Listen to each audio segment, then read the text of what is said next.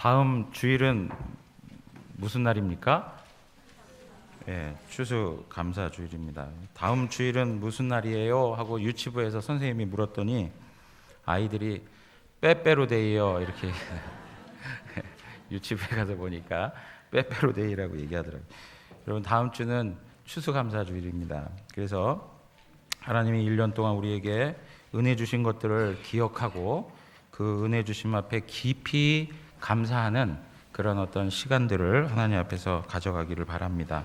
오늘 본문 시편 100편에 있는 말씀을 통해서도 우리가 하나님 앞에 정말 감사하고 또 하나님 앞에서 찬송해야 하는 그런 삶의 이유들을 다시 한번 확인해 가는 그런 시간들을 되길 바랍니다. 오늘 시편 100편에 있는 말씀은 90편, 시편 90편에서부터 시작된 하나님의 통치에 대해서, 하나님께서 왕으로서 그 나라를 통치하시는 것에 대하여 칭송하고 노래하는 그러한 내용들이 기록되어져 있는데, 그 마지막 노래가 바로 시편 100편에 해당되는 노래입니다. 그러니까 왕을 칭송하는 그러한 배경을 이 시가 가지고 있다는 것입니다. 그리고 오늘 그 100편 옆에 보면 그 제목이 뭐라고 붙어 있습니까? 감사의 시, 이렇게 되어 있습니다. 감사하는 시다라고 이야기하고 있습니다. 이 감사의 시는 이스라엘 백성들이 제사할 때 예배의 현장에서 하나님 앞에 감사하며 불렀던 노래였습니다. 그러니까 왕의 통치를 찬송하고 하는 방식, 그리고 예배 앞에서 하나님의 그 은혜 주심에 대하여 감사했던 그러한 그 내용이 바로 시편 100편이었던 것이죠. 오늘 이러한 말씀 속에서 우리에게 주시는 하나님의 선하신 뜻이 무엇인가? 오늘 먼저 이 시편 저자가 우리에게 이야기해 주는 것은 하나님의 통치가 있는데 그 통치의 범위, 그 통치의 대상이 누구이냐라고 하는 것을 설명해 주고 있습니다. 오늘 1절에 가서 보시면 온 땅이여 여호와께 즐거운 찬송을 부를지어다, 그렇게 얘기합니다. 하나님의 통치는 이스라엘에게만 국한된 것이 아니고 온 땅에 나타나고 있다라고 하는 것을 말씀하고 있습니다. 하나님의 통치는 이스라엘에게만 적용되는 것이 아니고 이스라엘만의 하나님이 아니고 온 우주 만물을 창조하시고 온 우주 만물을 통치하시는 하나님의 그 통치의 범위를 우리에게 설명해 주고 있는 것이죠. 그러면서 온 땅이여 여호와께 즐거운 찬송을 부를지어다, 그렇게 얘기합니다. 그러니까 온 땅이 하나님 앞에 나와서 즐거운 찬송을 부르라고 이야기하는 거예요. 하나님 앞에 나와서 하나님을 온전히 예배하라고 초청하고 있는 것입니다. 그런데 여러분 보세요. 이 모든 세상이 다 하나님을 찬양하고 예배합니까? 물론 이 모든 피조 세계가 하나님을 다 찬양합니다. 그러나 하나님 앞에 나아가서 하나님을 찬양할 수 있는 사람들이 있는 것이죠. 이사야 56장 6절에서 7절에 있는 말씀 보면은 이렇게 기록되어 있습니다. 또 여호와와 연합하여 그를 섬기며 여호와의 이름을 사랑하며 그의 종이 되며 안식일을 지켜 더럽히지 아니하며 나의 언약을 굳게 지키는 누구요? 이방인마다 내가 곧 그들을 나의 성산으로 인도하여 기도하는 내 집에서 그들을 기쁘게 할 것이며 그들의 번제와 시생을 나의 제단에서 기꺼이 받게 되리니 이는 내 집은 만민이 기도하는 집이라 일컬음이 될 것임이라, 그렇게 얘기했어요. 그러니까 여러분 보세요. 모든 사람들이 있는데요, 이스라엘만의 하나님은 아니고 온 땅을 통치하신 하나님인데 이스라엘만 하나님을 높여드리는 게 아니고요, 온 땅의 모든 사람들을 초청하여 하나님 앞에 예배하라라고 얘기하지만 사실은 모든 사람들이 다 하나님을 예배하는 게 아니에요. 이방인 중에서도 하나님이 불러드리는 사람만이 하나님께 예배할 수 있다고 말을 하고 있는 거예요. 그러니까 하나님께서는 모든 열방 가운데에서 이스라엘을 넘어서서 이방인들이 있는 모든 세상 속에서도 하나님의 교회를 불러 모아 하나님을 예배하게 하신다는 거예요. 그러니까 하나님의 교회만이 하나님을 예배할 수 있는 것입니다. 하나님의 교회만이 하나님을 예배할 수 있어요. 그럼 보십시오. 하나님의 교회만이 하나님을 예배한다라고 할 때 그 교회는 어떤 사람들의 모습인가, 어떤 특징을 가지고 있는가? 오늘 2절 말씀을 보면 이렇게 나와 있습니다. 2절에 뭐라고 나와 있습니까? 기쁨으로 여호와를 섬기며 노래하면서 그의 앞에 나아갈지어다 그래요. 예. 그의 앞에 나아갈지어다 이렇게 설명하고 있습니다. 여기에 그의 앞에라고 하는 말, 그의 앞에라고 하는 말은 사실 우리 한글 번역 성경에는 그의 앞에라고 얘기하고 있지만 원문 성경을 보면 뭐라고 얘기하냐면 그의 얼굴 앞에라고 하는 표현이에요. 그의 얼굴 앞에. 우리 지난주에 주님의 임재에 대해서 말씀을 같이 나눴어요. 그 표현을 지금 하고 있는 거예요. 하나님의 얼굴 앞에 나아가서 하나님을 찬송하라 이거예요. 하나님의 얼굴 앞에라고 하는 말은 지난주에 말씀드렸던 그 개념대로라면 단 한마디로 뭐라고 얘기할 수 있는 것이죠? 하나님의 임재 앞에, 하나님의 임재 앞에 나아가라라고 하는 거예요. 근데 여러분 보십시오. 하나님의 임재 앞에 사람이 나아갈 수가 있습니까? 인간은 하나님의 임재 앞에 나아갈 수 없는 상태가 되었어요. 아담과 하와의 범죄 때문에 인간은 죄가 생겨났고 죄로 말미암아 하나님의 거룩한 임재 앞에 감히 나설 수 없는 그러한 형편이 되었습니다. 이사야 59장 2절 보시면 우리 한번 다 같이 읽겠습니다. 오직 너희 죄악이 너희와 너희 하나님 사이를 갈라놓았고 너희 죄가 그의 얼굴을 가리어서 너희에게서 듣지 않으시게 함이니라. 여러분, 우리와 하나님 사이를 갈라놓은 게 뭐라고요? 무엇이라고요? 죄가 하나님과 우리 사이를 갈라놓았다는 거예요. 죄가 있는 인간은 하나님의 얼굴 앞에 나아갈 수가 없어요. 하나님의 임재 앞에 나아갈 수가 없어요. 그래서 예전부터도 구약 성경에 보면 하나님의 얼굴을 보았다 그러면은 무슨 생각을 해요? 나는 죽었구나. 그렇게 생각하는 거예요. 감히 하나님의 거룩하심을 담아낼 수가 없어요. 우리 인간이. 죄 때문에. 그래서 하나님께서 그 백성들을 만나 주시기 위해서 우리에게 마련한 은혜의 통로가 뭐였냐면 성막이었고 성전이었어요. 여러분, 성전에서도 보면 지성소와 성소가 나뉘어져 있었어요. 그래서 지성소에는 아무나 들어갈 수 없었습니다. 누구만이 들어갈 수 있었죠? 대제사장만이 1년에 한 번만 들어갈 수 있었어요. 대제사장만이. 누구나 들어갈 수 없었어요. 그런데 하나님께서 하나님의 교회에게 은혜를 주셔서 그 하나님의 교회가 누리는 영광이 무엇이냐니까 바로 하나님의 거룩한 임재 앞에 누구나 다 나아갈 수 있게 하셨다는 거예요. 지성소와 성소를 가로막고 있던 휘장이 누구가 죽으실 때요? 예수 그리스도가 십자가에서 죽으실 때 그 모든 휘장이 다 갈라지고 하나님의 거룩한 임재가 있는 지성소에 누구나 다 들어갈 수 있도록 하나님께서 길을 열어놓으셨다는 겁니다.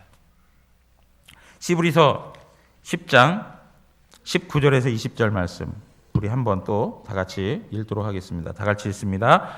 그러므로 형제들아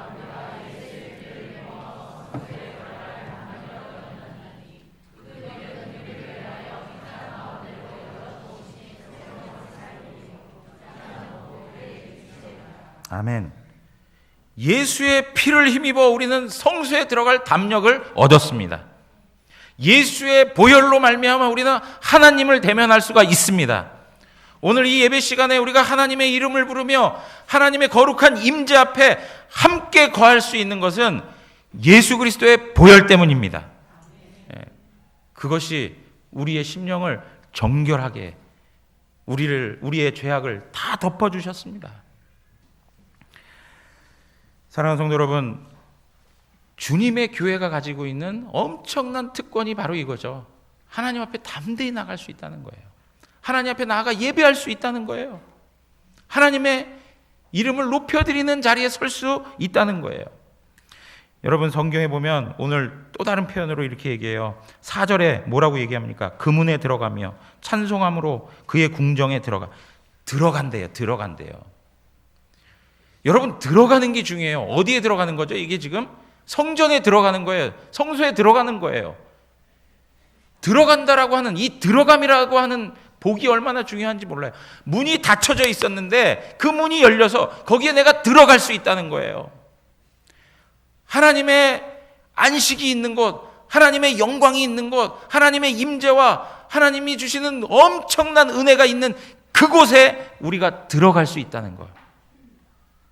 왜 그러냐면 죄를 범한 인간은요, 들어가지 못하고 들어감에 복을 누리어서 그 가운데서 은혜를 받아 누리지 못하고 어떻게 되었습니까? 에덴에서 추방당했어요. 추방. 에덴에서 추방당했어요. 이스라엘 백성들이 하나님께서 거룩한 나라를 세워주셨는데 범죄하니까 하나님께서 어떻게 하셨어요? 바벨론으로 추방시켰어요. 이방 땅으로 완전히 추방시켜버렸어요. 그런데 그 백성들에게 구원을 주시는 의미가 무엇이었습니까? 그들을 다시금 하나님이 허락한 가나안 땅에 들어오게 하시는 거였어요. 사랑하는 성도 여러분, 우리가요, 추방당하였던 자가 아니고 들어가서 하나님의 은혜를 누릴 수 있는 자가 되었다는 것에 감사해야 합니다. 들어갈 수 있는 거예요.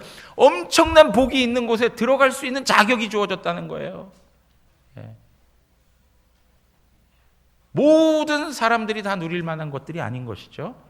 하나님의 은혜를 경험하고 주 예수 그리스도의 보혈을 믿고 의지하는 자들만이 누릴 수 있는 엄청난 하나님의 선물인 것입니다. 그러니까 온 땅에 있는 이방인들 가운데에서 하나님께서 하나님의 사람들을 불러들여 하나님을 찬송하게 했다, 하나님을 예배하게 했다, 이렇게 성경은 말씀하고 있는 것입니다.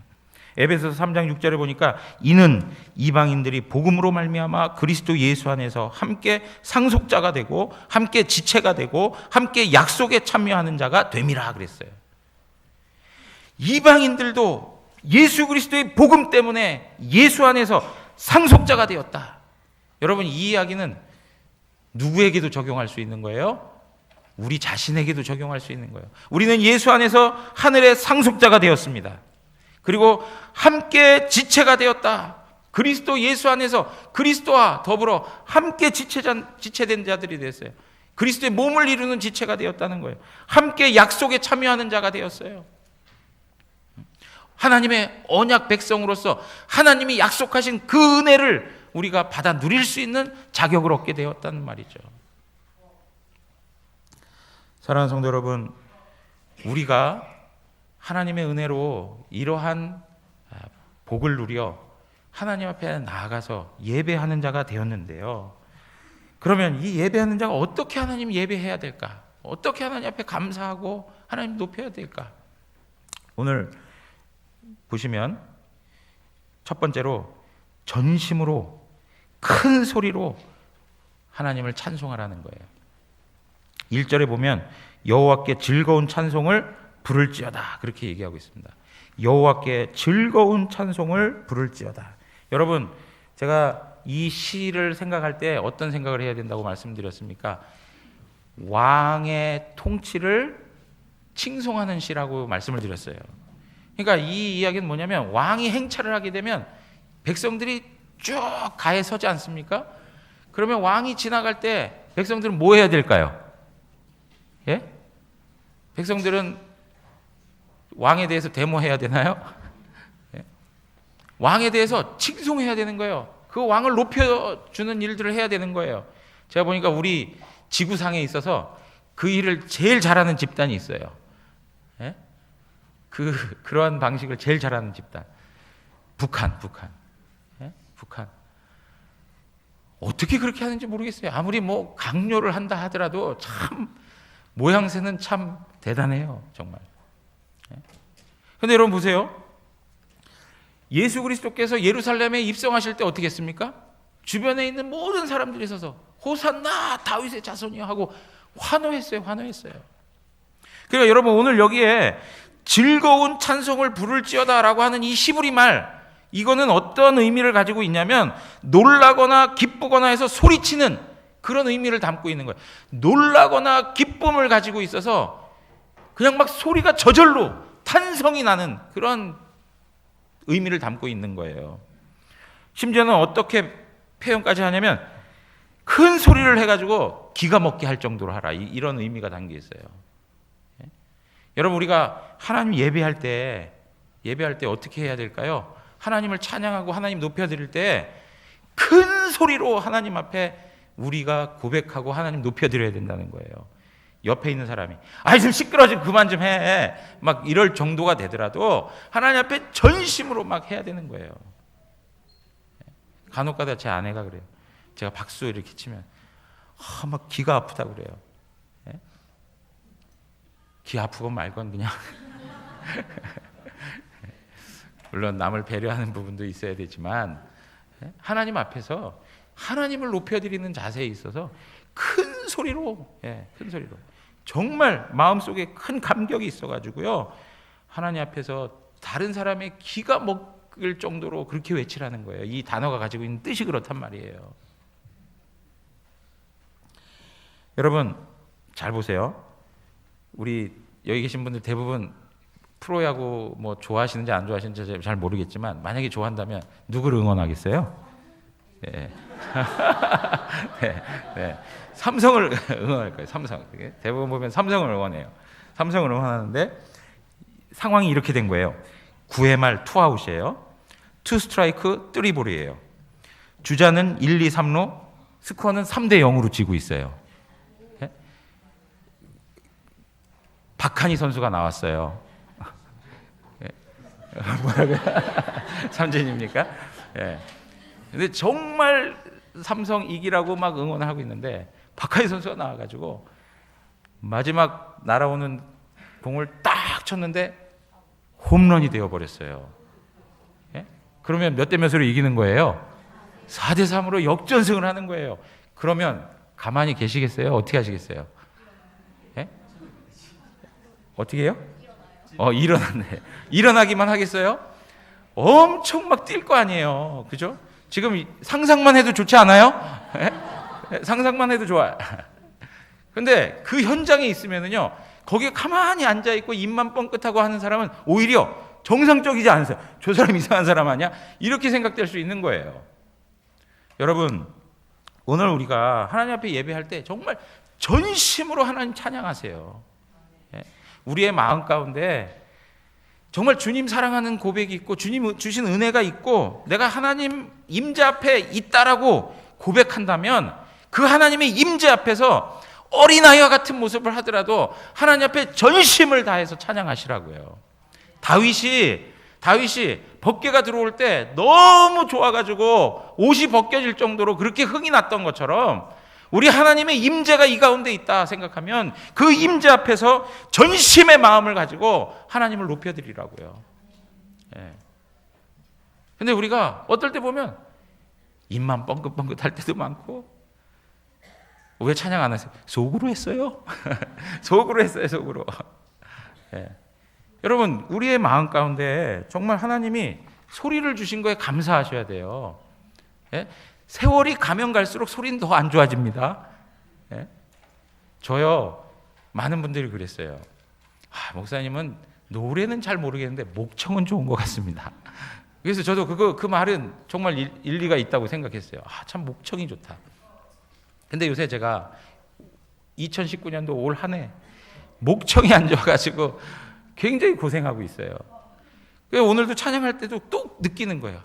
정말 더 목소리가 좋을 때, 정말 목이 더 좋을 때 마음껏 하나님 더 찬양했으면, 그리고 지금 정말 전심으로 막 하나님 찬양하고 싶어도 그게 잘 안 될 때가 있어요. 그러다가 콜록콜록콜록하고 막 그러잖아요. 사랑하는 성도 여러분, 이 하루가 우리 인생에 있어서 제일 젊었을 때잖아요. 예? 이때 우리 마음을 다하여서 하나님 앞에 전심으로 찬양하세요. 내가 하나님 앞에서 정말 그 구원의 은혜와 하나님 주신 그 모든 역사들 앞에 감사하고 겸손한 심령이 있다면 찬양하는 모습을 통해서 다 드러나게 돼 있어요. 전심으로. 우리 금요기도회 때 우리 아이들도 이렇게 좀 참여하고 하는데 민호가 이 앞에 맨 앞에 앉아요. 민호 찬양을 하면 얼마나 크게 하는지 제가 들릴 정도예요. 제가 열심히 불러요. 열심히. 무슨 참새가 짹짹짹 하듯이 막 그냥 엄청 열심히 불러요. 여러분 그러한 마음으로 하나님 앞에 서셔야 돼요. 어린아이 같은 마음으로 전심으로. 느헤미야 8장 10절 한번 보십시오. 느헤미야 8장 9절 10절 보겠습니다. 9절 10절. 제가 9절을 읽겠습니다. 백성이 율법의 말씀을 듣고 다 우는지라 총독 느헤미야와 제사장 겸 학사 에스라와 백성을 가르치는 레위 사람들이 모든 백성에게 이르기를 오늘은 너희 하나님 여호와의 성일이니 슬퍼하지 말며 울지 말라 하고 10절 다 같이 읽겠습니다.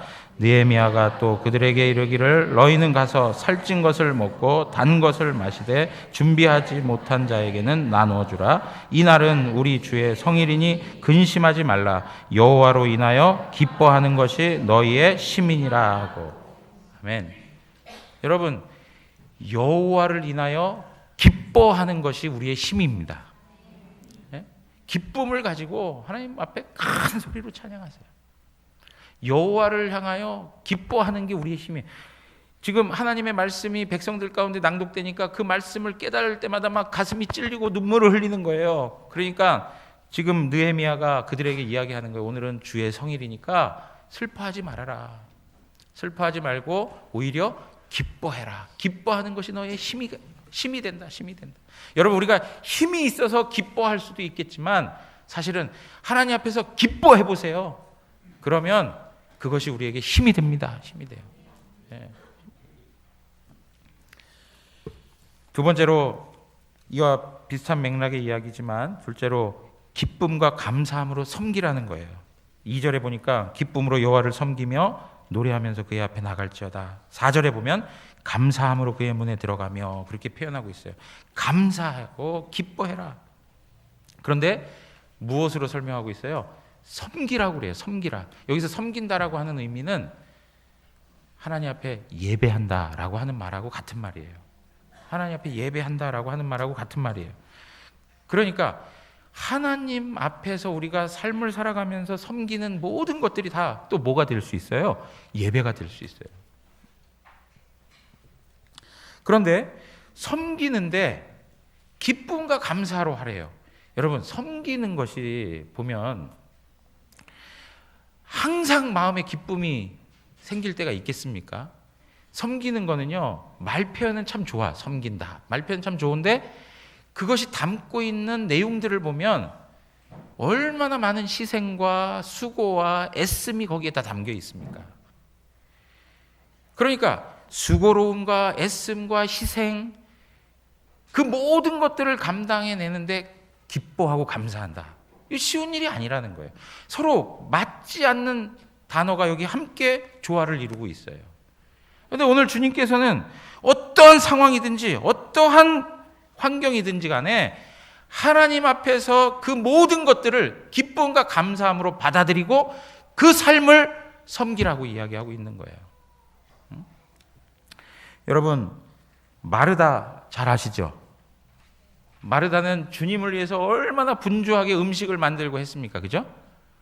근데 막 분주하고 그리고 바쁜 나머지 예수님에게 짜증 섞인 투의 표현을 해요.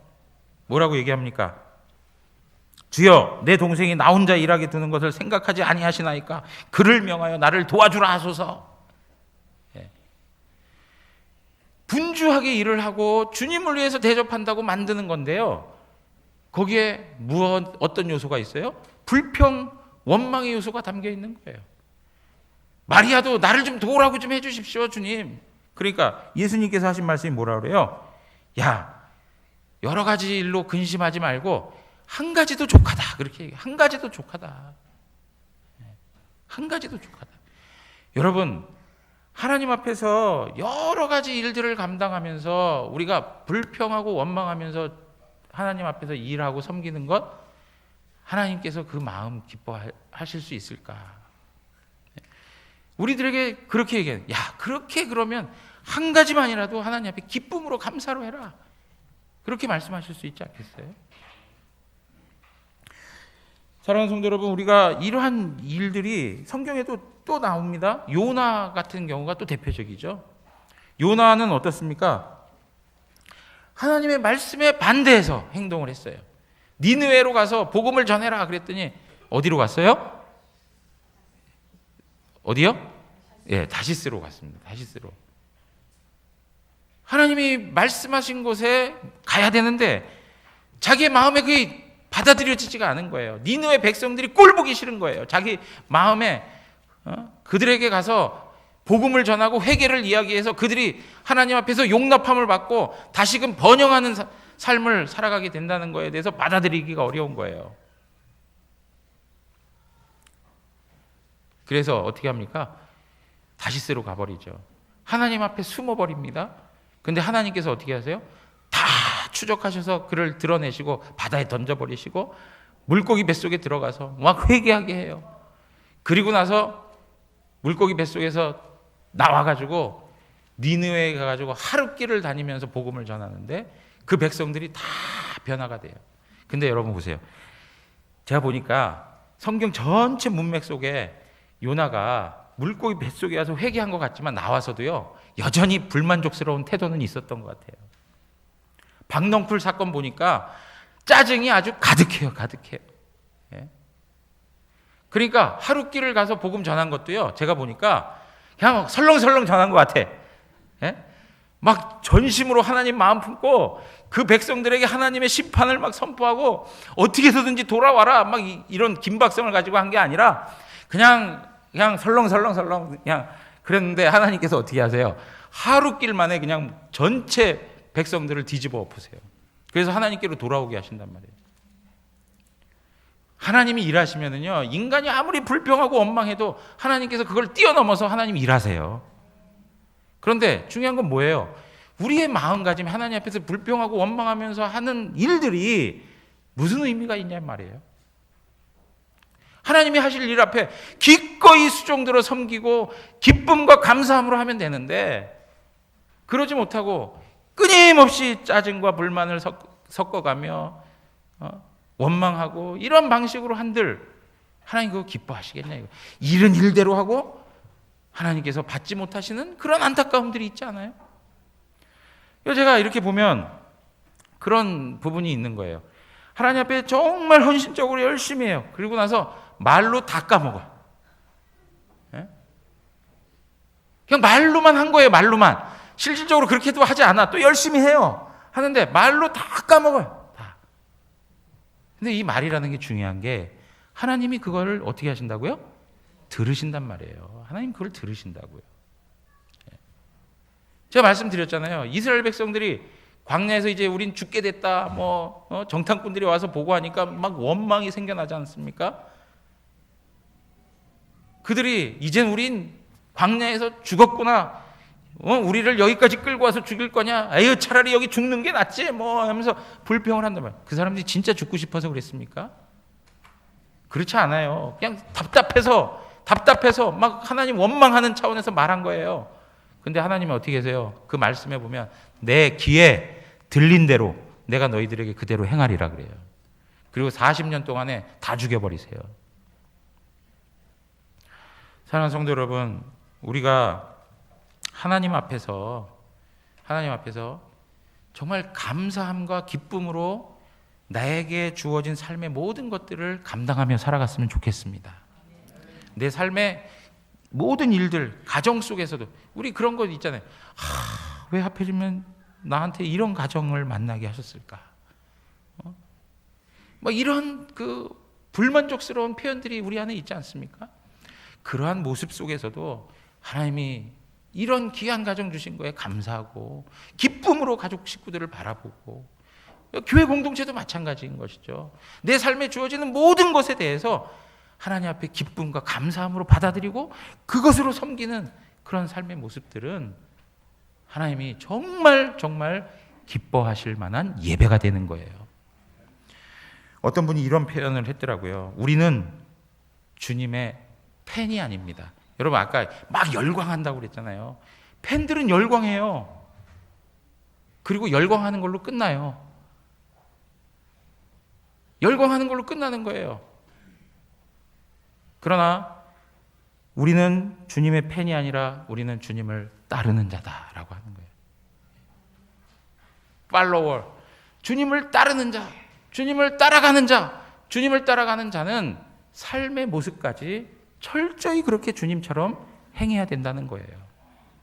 사랑하는 성도 여러분, 오늘 우리의 삶에 하나님 앞에서 예배자로서 이러한 자세를 가지고 하나님을 높여드리고 예배하기를 바랍니다. 그리고 오늘 말씀 속에 우리에게 알아야 된다라고 하는 말씀을 허락해 주세요. 너희가 꼭 알아야 된다. 지금 우리가 살펴본 것은 예배자의 마음과 태도에 대한 문제였다면 그 예배자들이 꼭 알아야 될 내용들에 대해서 설명하는데 오늘 3절입니다. 3절 우리 다 같이 한번 읽도록 하겠습니다. 여호와가 우리 하나님이신 줄 너희는 알지어다. 그는 우리를 지으시니요 우리는 그의 것이니 그의 백성이요 그의 기르시는 양이로다. 여러분, 첫째로 오직 여호와만이 하나님이십니다. 예. 세상에 다른 신은 없습니다. 우리가 예배해야 할 대상은 오직 하나님 밖에는 없습니다. 하나님은 인격적이시고요, 하나님은 말씀하시는 분입니다. 하나님은 살아계신 분이십니다. 모든 우상들은 다 죽은 것입니다. 물질입니다. 만든 것입니다. 그러나 하나님은 영이시고 하나님은 인격이시고 하나님은 지금도 말씀하시고 들으시고 우리의 삶에 우리와 함께 하시면서 구원의 일들을 이루어 가시는 분이십니다. 우리가 마땅히 예배할 분은 오직 하나님밖에는 없습니다. 두 번째는 여호와는 우리의 창조자시다라고 하는 것입니다. 여호와는 우리의 창조주이시다. 여러분, 여기서 그는 우리를 지으시니요라고 하는 이 표현은 우리를 창조하셨다라고 하는, 우리 육체를 창조하셨다라고 하는 것뿐만 아니라 재창조의 주가 되신다는 것도 말하고 있는 거예요. 재창조의 주가 된다는 얘기는 뭐냐면 하나님 모르고 살아가는 인생, 죄로 말미암아 모두 다 죽음 가운데 있었던 그들을 하나님께서 재창조하여 새로운 생명을 부여하고 하나님의 자녀로 태어나게 했다는 거예요. 우리는 그리스도 예수 안에서 하나님의 놀라운 능력을 통하여 새롭게 지으심을 받은 하나님의 피조물입니다. 그래서 이런 말씀이 있죠. 누구든지 그리스도 예수 안에 있으면 새로운 피조물이라. 새로운 피조물이라. 에베소서 2장 10절 가서 한번 보세요. 에베소서 2장 10절 다 같이 읽겠습니다. 우리는 그가 만드신 바라 그리스도 예수 안에서 선한 일을 위하여 지으심을 받은 자니 이 일은 하나님이 전에 예비하사 우리로 그 가운데서 행하게 하려 하심이니라. 여기에 보면 우리는 그가 만드신 바라 이렇게 표현하고 있어요. 우리는 그가 만드신 바라. 이 말은 우리는 그가 만드신 걸작품이다라고 하는 말이에요. 예. 여기는 그냥 그가 만드신 바라 이렇게 표현하고 있는데요. 사실은 이건 우리는 그의 만드신 솜씨다, 하나님의 솜씨다라고 이렇게 표현하고 있는 거예요. 여러분, 옆에 계신 분들 한 분 한 분이 다 하나님의 걸작품이세요. 우리 옆에 계신 분한테 그렇게 얘기하세요. 당신은 하나님의 걸작품입니다. 네, 걸작품입니다.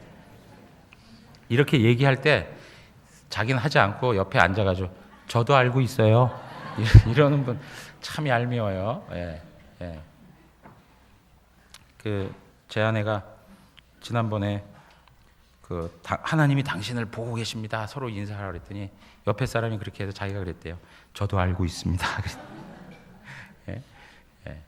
여러분, 우리 서로가 다 하나님의 걸작품이에요. 정말로 하나님의 특별한 존재라는 것을 놓치지 마셔야 돼요.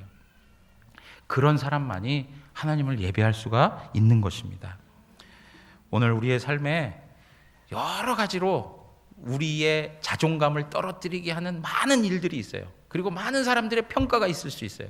그럼에도 불구하고 주눅 들지 마십시오. 우리는 하나님의 걸작품입니다. 하나님이 우리를 지으시고 심히 좋았더라 하신 사람들이에요. 오늘 우리에게 그러한 자존감에 풍성한 은혜가 있기를 바랍니다. 세 번째는 뭐냐면 우리는 그분의 것이라는 거예요. 하나님께서 그냥 내버려 구원하시고 그냥 내버려 두신 게 아니라 하나님의 자녀로서 우리를 늘 품어내시고 계세요. 우리는 죄의 종이었습니다. 사탄의 노예였습니다. 그 가운데서 주님의 핏값을 지불하여 우리를 사셨습니다. 이걸 뭐라고 표현한다고요? 구속이라고 표현해요. 구속.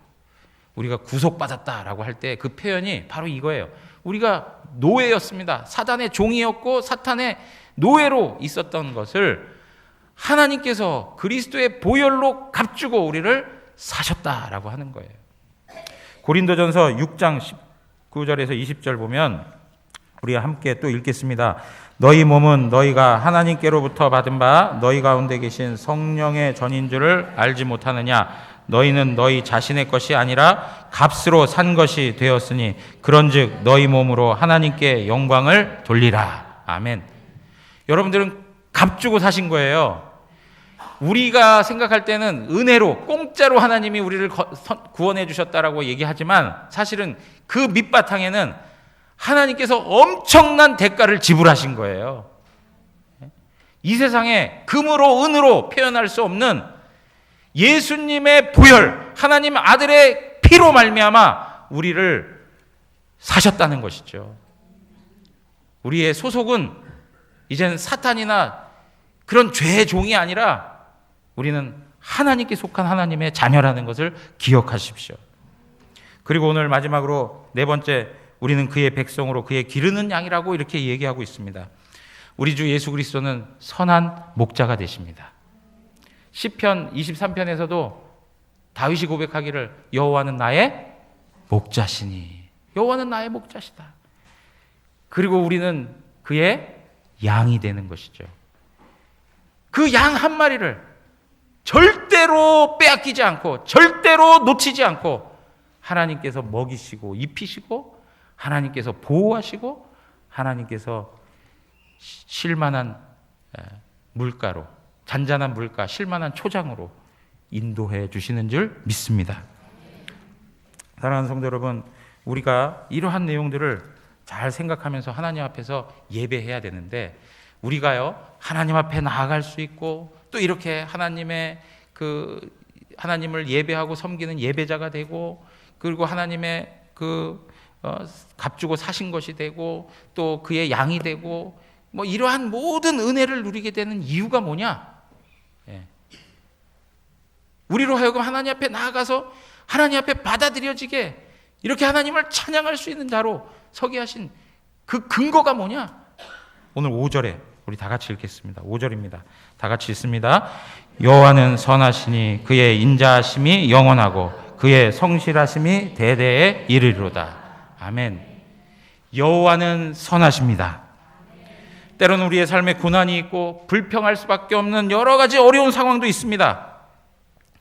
그러나 우리가 하나님 앞에 감사할 수 있고 하나님 앞에 찬송할 수 있는 것은 하나님은 선하시기 때문에 그렇습니다. 하나님은 항상 선하십니다. 항상 언제든지 그분은 선하십니다. 그것은 진리예요. 진리. 여러분 인생을 한번 두고 보세요. 지나온 과거를 생각해 보면 하나님 선하심 때문에 우리가 살아왔습니다. 우리가 가지고 있는 수준과 자격과 조건과 우리가 가지고 있는 어떤 인간적 행위, 이런 것으로 우리의 인생이 사라지지 않았습니다. 우리의 모든 것은 하나님의 선하심에 기초하고 있습니다. 이러면서 하나님의 선하심이 인자하심으로, 인자하심이라는 이 단어는요 실패하지 아니하는 사랑이에요. 끝이 없는 사랑을 두고 이야기하는 거예요. 끝없는 사랑. 그리고 그의 성실하심, 하나님께서 약속하신 말씀대로 이루시는 하나님, 하나님이 약속하셨으면 반드시 그것을 이루시는 신실하신 하나님, 믿을 만한 하나님, 그분의 선하심 때문에 우리가 살아가고 있다는 것입니다. 제가 이런 말씀드려 죄송한데 저희 부친을 보면서 제가 부러운 마음이 들 때가 있어요. 뭐냐면 지금도 그런 말씀을 하세요. 야, 나는 참 목회를 행복하게 했다. 나는 목회를 너무 행복하게 했다. 그런 말씀을 하세요. 근데 제가 이제 어릴 때부터 목회 현장을 봐왔지 않습니까? 힘든 일도 굉장히 많았어요. 하나님 앞에 나아가서 강단에 엎드려 기도하는 시간이 대부분이었어요. 대부분. 제가 그런 어떤 하나님 앞에 무릎 꿇어 하나님 앞에 은혜를 구하는 걸 흉내 낼 수가 없을 정도예요. 그러니까 하나님 앞에서 정말 간절히 부르짖어야만 하는 그런 목회적 상황들이 정말 많았다고요. 그런데 목회 다 마치고 나셨는데도 뭐라고 그러시냐면 난 목회가 너무 행복했다는 거예요. 그렇게 고백할 수 있는 이유가 무엇일까? 하나님의 선하심 때문이라고 저는 믿습니다. 하나님 선하심 때문에. 사랑하는 성도 여러분, 우리의 삶에 아무리 어렵고 힘든 일이 있고 정말 눈물 흘려야만 할 수밖에 없는 그런 억울하고 답답한 일들을 경험해도요, 조금만 지나보세요. 하나님의 선하심이 눈에 보여요. 하나님의 선하심이 고백되게 되어 있어요. 이 하나님의 선하심이 아니면은 우리는 설 수 있는 자가 없어요. 오직 하나님의 선하심과 인자하심과 성실하심 때문에 우리가 하나님 앞에 예배할 수 있는 겁니다. 오늘도 그리고 이 앞으로 이 한 주간 동안 하나님의 선하심과 인자하심과 성실하심이 무엇인지를 깊이 깊이 묵상하는 우리 모든 성도들 되시기를 주님의 이름으로 축원합니다. 다 같이 일어나겠습니다.